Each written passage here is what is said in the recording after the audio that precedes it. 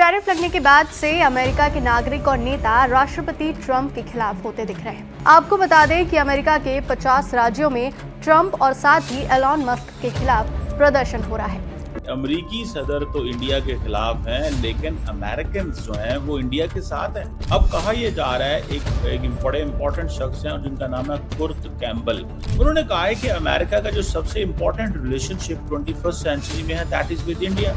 और जितना ज्यादा that this would be a relationship that would get off to a flying start. And Indian interlocutors were quite confident that they could manage Trump, and we've been hearing on literally a daily basis for months that वो कह रहे हैं कि मोदी साहब जो है उनकी, वो जिसे कहते हैं ना, उनको ज्यादा झुकाए मत, आप मोदी को झुका नहीं सकते। This is what Kurt Campbell is saying. वो कह रहा है कि अगर आप इंडिया को कहेंगे ना कि आप अपने जो स्ट्रेटेजिक रिलेशनशिप है रशिया के साथ उसे अमेरिका के लिए कुर्बान कर दें, तो देन इंडिया स्ट्रैटेजाइज करेगा और वो एग्जैक्टली ऑपोजिट करेगा जो आप उसे कहेंगे। a big deal is right around the corner. If you look at the one leader on the global stage who managed effectively relations with President Obama, President Biden, and President Trump in the first term, it was Prime Minister Modi. So everyone रूस से तेल की खरीदारी पर 24 घंटे में भारत पर मजीद tariff आयद करने की धमकी के बाद 24 घंटे के कर दिया है, जिसके बाद हंगामा खड़ा हो गया है। ट्रंप के इस फैसले पर भारतीय दफ्तर खारजा का रद्द-ए-अमल भी सामने आ गया है, जिसमें अमेरिकी सदर के इकदाम को भी रोक दिया गया है। लेकिन ट्रंप के इस फैसले से खुद अमेरिकी नेता भी खफा दिखाई दे रहे हैं। ट्रंप के इस कदम की सबसे तीखी आलोचना खुद अमेरिका के अंदर से हो रही है। सीनियर डेमोक्रेट सांसद ग्रेगरी मिक्स ने इसे टैरिफ की हताशा करार दिया है और चेतावनी दी कि इससे 2 दशकों में बड़ी मेहनत से बनी भारत अमेरिका की रणनीतिक साझेदारी खतरे में पड़ सकती है। ग्रेगरी मिक्स, जो अमेरिकी संसद की विदेश मामलों की प्रमुख समिति में है, उन्होंने साफ कहा, भारत के साथ हमारे गहरे रणनीतिक और लोगों के बीच संबंध, मतभेद हो तो उन्हें लोकतांत्रिक मूल्यों और आपसी सम्मान के साथ सुलझाना। इस वक्त भारत और अमेरिका का ट्रेड टैरिफ वॉर एक नया ट्विस्ट ले रहा है और ट्रंप का अमेरिका में खुल्ला विरोध हो रहा है। अमेरिका की ऑपोजिशन पार्टी डेमोक्रेट्स ट्रंप का ओपनली विरोध कर रहे हैं। उनका कहना है कि हमने इतनी मेहनत से भारत के साथ इतने बढ़िया रिलेशन बनाए थे और ट्रंप चाहते हैं कि पीएम मोदी उनके हिसाब से चले, जो कभी पॉसिबल नहीं होगा। मोदी कभी भी ट्रंप के हिसाब से नहीं चल सकते। ट्रंप को आखिरकार एंड में हार माननी ही पड़ेगी। उनका कहना है कि अगर मोदी से कहा जाए कि ए की तरफ चलो तो वो बी की तरफ ही जाएंगे और ये कभी पॉसिबल नहीं, आपकी बात को मानेंगे। साथ ही लोग ये भी कह रहे हैं कि ट्रंप बहुत बड़ी मिसअंडरस्टैंडिंग में है कि मोदी को झुका देंगे, जो कि कभी भी पॉसिबल नहीं है। और दोस्तों, सिर्फ डेमोक्रेट्स नहीं, रिपब्लिकन्स भी ट्रंप के खिलाफ खुल्ला बोल रहे हैं। उनका यानी कि भारत अमेरिका का रिश्ता जो पिछले 20-21 साल की मेहनत से बना है, ट्रंप सिर्फ अपने फायदे के लिए बिगाड़ रहा है।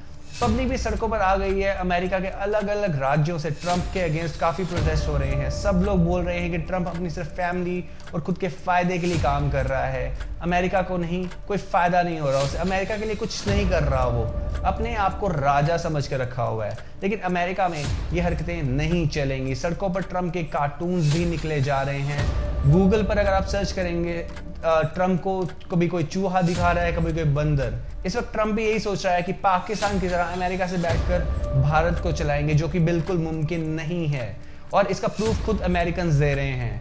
आपको क्या लगता है, क्या होगा आगे? कमेंट में जरूर बताइए। अगर आपको वीडियो अच्छा लगे तो लाइक करें, शेयर करें और चैनल को सब्सक्राइब करना ना भूलें। मेरा नाम है नितेश सानी। चलिए वीडियो शुरू करते हैं। आज ये कि जो सरमायाकारी अमेरिका बाहर लेके आया था, वो इसलिए लाया था कि वहाँ लेबर बड़ी सस्ती थी। इंडिया की लेबर बड़ी सस्ती है। ये अगर एप्पल को वापस लेके जाएगा तो $5000 में कौन खरीदेगा? अब मैं आपको ना 1-2 फिगर्स देता हूँ। ये ट्रंप की ये सही ला असल क्या है, ये जो कोशिश कर रहे हैं अमेरिका को बचाने की। ये मैं आपको एक चीज़ बताता हूँ, ये ज़रा बाद में दिखाते हैं। मैं आपको फिगर इसकी दे रहा हूँ न्यूयॉर्क टाइम्स की। मियाँ साहब, इसने पिछले महीने में जो ख़ास तौर पे जो ग्रिगोरी जो उसने बात की है, कुर्ट कैम्बल ने बात की है, वो बात फेंकने वाली नहीं है। दैट इज और फिर वो नहीं है एमी भेरा। ये by the way not Kurt Campbell but Gregory Meeks and Ami Bera both are member, वो हैं उसके समोसा कॉकस के मेंबर हैं। अब वो कहता है जी ट्रम्प की जो फॉरेन पॉलिसी वो पाकिस्तान के ऊपर बड़ी ऑड है। This is what Ami Bera says. I have met Ami Bera in Islamabad, Pakistan. बड़े ज़बरदस्त किस्म के कांग्रेसमैन है ये भी। और इंडिया और पाकिस्तान जो है वो बराबर नहीं है। India and Pakistan are not equivalent.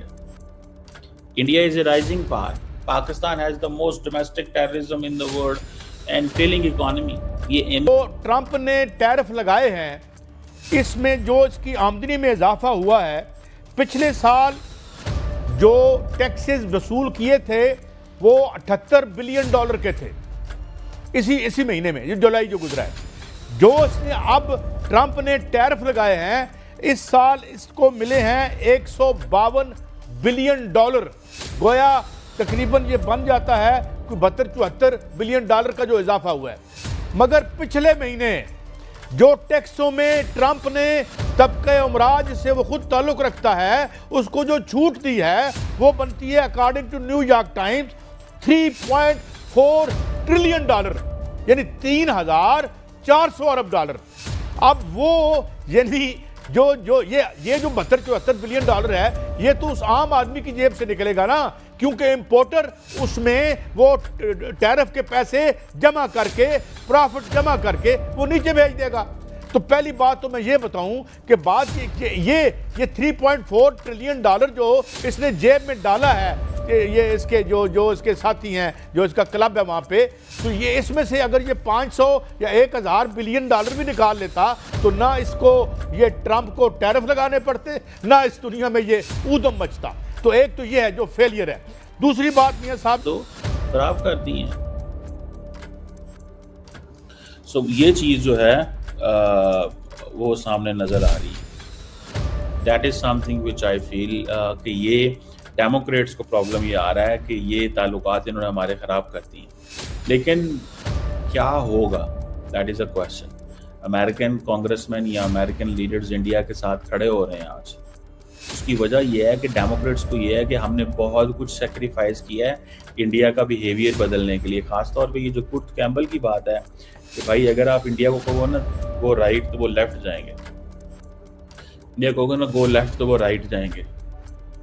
आप you can not dictate India, this is what the saying. So वो कह रहे हैं कि यू कीप गिविंग इंडिया, ये डेमोक्रेट्स का वर्जन है। आप इंडिया को देते जाओ कि इंडिया आपके पास आता जाए। वो कहते हैं स्लो पॉइजन दो, रिपब्लिकन कहते हैं झटका लगाओ, ठीक है ना जी, स्लो पॉइजन दो। और आप वो दूसरा उनको ये है कि आप मोदी को आप घुटनों पे नहीं झुका सकोगे। It is not possible. ये it is not something which is you know survivability नहीं है इसके अंदर सर्वाइवेबिलिटी नहीं है, इसको ज़हन में रखिएगा। इसके अंदर सर्वाइवेबिलिटी नहीं है। बहरहाल मुझे ऐसे ज़ाती तौर पे ये लग रहा है कि अमेरिका की जो 21वीं सदी का जो सबसे जिसको सबसे ज़्यादा इम्पोर्टेंट रिलेशनशिप कहते थे, which is India, it is a problem. ये प्रॉब्लम बन गया। ये ऐसे नहीं है कि ये प्रॉब्लम नहीं अब होगा। ये इसमें इशू आ गया, और इशू इसमें ये आया कि अब ट्रस्ट डेफिसिट आ गया। और इंडियंस जो है ना वो at home what they are thinking कि जब वो अमेरिका के साथ दोबारा टेबल पे बैठेंगे तो रिपब्लिकन्स थोड़े टफ हैं, वो तो अपनी बात करेंगे जो उन्होंने करनी है। देखें एक मैं आपको बात बताऊं, अगर रिपब्लिकन दोबारा अगले 4 साल इलेक्ट हो गए, जो कि मुझे खदशा है कि वो हो जाएंगे, इन काइंड ऑफ क्या नाम है उसका, मार्को रूबियो या जेडी वैंस, तो ये they are not like Trump, इनकी पोजीशन डिफरेंट है। बहरहाल अगर ये इस तरह हो जाते हैं, ठीक है, तो फिर it will be like you know एक बड़ा डिफरेंट सवाल हो जाएगा, एक बड़ा डिफरेंट सवाल आ जाएगा। और वो सवाल यही होगा कि हमें इन पे किस तरह इनको पुश करना है। रिपब्लिकन्स मजीद पुश कर सकते हैं अगर ट्रम्प की पॉलिसी चलती रही। अगर मार्को रूबियो और जेडी वैंस के माइंडसेट से चले तो शायद वो इंडिया के साथ ऐसे ना चले, क्योंकि ट्रम्प एक्सेंट्रिक है उसका मजाज जो है ना वो डिफरेंट है।